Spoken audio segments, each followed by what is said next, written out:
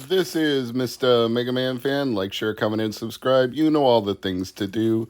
I've got 4 PS1 imports today. Let's take a look at them, starting with this first one, which is called Otogorisu.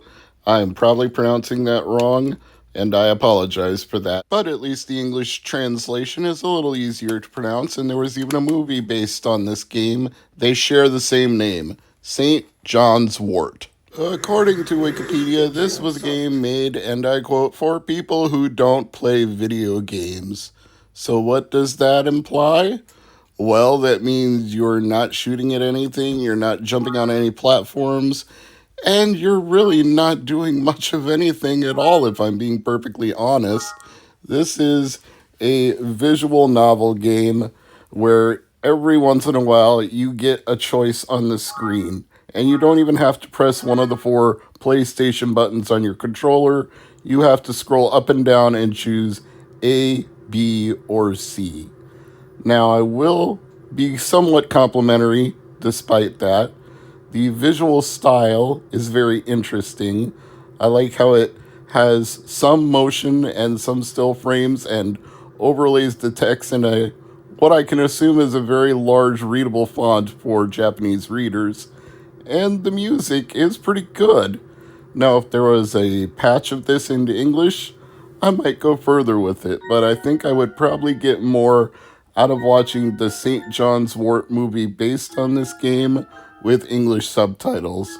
I sincerely doubt there is a patch that localizes this one into English, but it was only a couple of bucks and I was already importing some other things, so I gave it a shot. St. John's Wort seems intriguing, but I'm going to leave it here for now.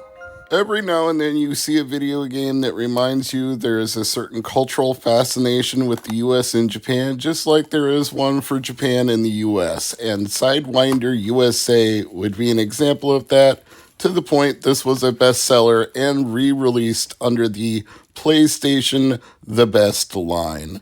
So what is Sidewinder USA? Let's put it in and I'll show you. So let's say you wanted to play a game that looked and felt like Top Gun but wasn't Top Gun, then Sidewinder USA would be for you. In fact, this is one you can import for yourself because the instructions you're given are in English, the loading text is in English, the loadout for your plane is in English. It is basically a US game. The USA in the name is no joke. But unless you have a region-modded PlayStation 1 or some other means of playing copies, backups, and such, or an actual authentic Japanese PS1, this won't load. And you know what? That's a funny story in and of itself. The fact that I have a modded PS1 is a complete accident because I actually tried to order a Japanese PS1 from an eBay seller years and years ago, mind you. This is like 15 years ago. And he said it was an authentic Japanese PS1. And when it came in a US box, I was like, this can't possibly be. But I put my import game in it and it worked. I was like, oh, he just bought a bunch of cheap PS1s and shipped them and sold them as Japanese consoles. Which I suppose if they play Japanese games, they are, but not really. Anyway, Sidewinder USA, if you want that Top Gun experience without it actually being called Top Gun, this one's for you. The next one out of my box is quite a whopper. It's a 4-disc game called Murder on the Eurasia Express.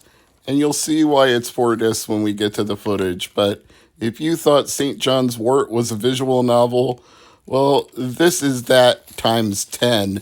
Because I don't believe I even got to make a choice for the first 10 minutes that I played this game, and at least St. John's Wort gave me an ABC option within the first couple of minutes, so it's visual novel to the extreme with no Robert Van Winkle. Now, I want to start out with some positives here, such as the video quality for this being a mid-90s PS1 game is exceptional, which is absolutely why it's a 4-disc game, because they did not compress this video very much. They spread it out over all 4 discs of this murder mystery visual novel game.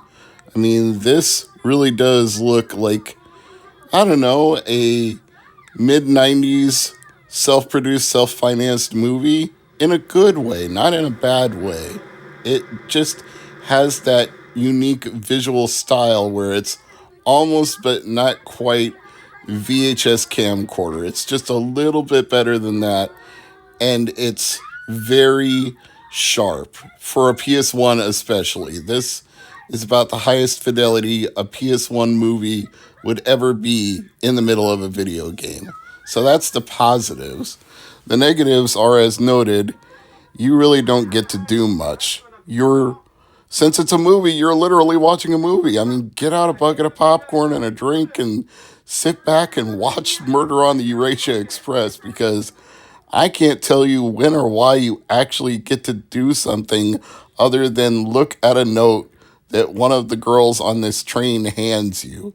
That's it. You're not really doing a whole hell of a lot early on in this game, and to be honest, I lost patience because these cutscenes are unskippable. You have to watch them beginning to end. You cannot progress the game any faster, no matter which buttons on your controller you press. But as a movie on a PS1 disc, it is impressive. I'll give it that much. Last but not least, we have what some consider to be a seminal horror classic of 1990s disc-based consoles called D. This has been made for 3DO, PS1, Sega Saturn, and countless other things, and even had a very controversial reprint not that long ago, because the reprint was not made with Glassmaster discs, and people were quite upset that it wouldn't work in their 3DO as a result. But this one works in my PlayStation 1 just fine. Now, if I had to describe this game to you, I would call it a walking simulator, and that's mostly but not entirely a compliment. And it's also very weird, but that's just tipping the iceberg, and there's way more beneath the surface. You start out walking around an abandoned hospital where a bunch of people have been murdered. Then you see this mirrory reflection blob thing in your way, and when you poke on it, it transports you to what seems to be a medieval castle. And like I said, that's just the beginning of it. Your protagonist, Laura, is thrown into this world, and she's got to walk around, figure out what's going on, collect items like keys, and understand why she's been transported and what she's been transported into, and unravel the events that are going on around her. So if you like walking simulations, that's what this game is. You look left, you look right, you move forward, you move back. You're not doing a whole heck of a lot other than that, other than occasionally you can collect items that you need to progress the game. But it is not an interactive game like a Biohazard / Resident Evil, where you're actually given enemies to fight. You're just exploring. And if you think that's fun and you like those kind of games, then D is definitely a classic.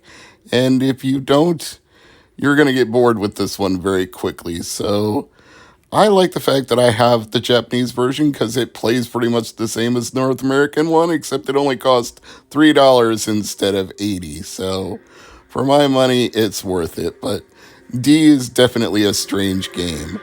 I'm Mr. MegaManFan. Like, share, comment, and subscribe. And as always, thank you for watching.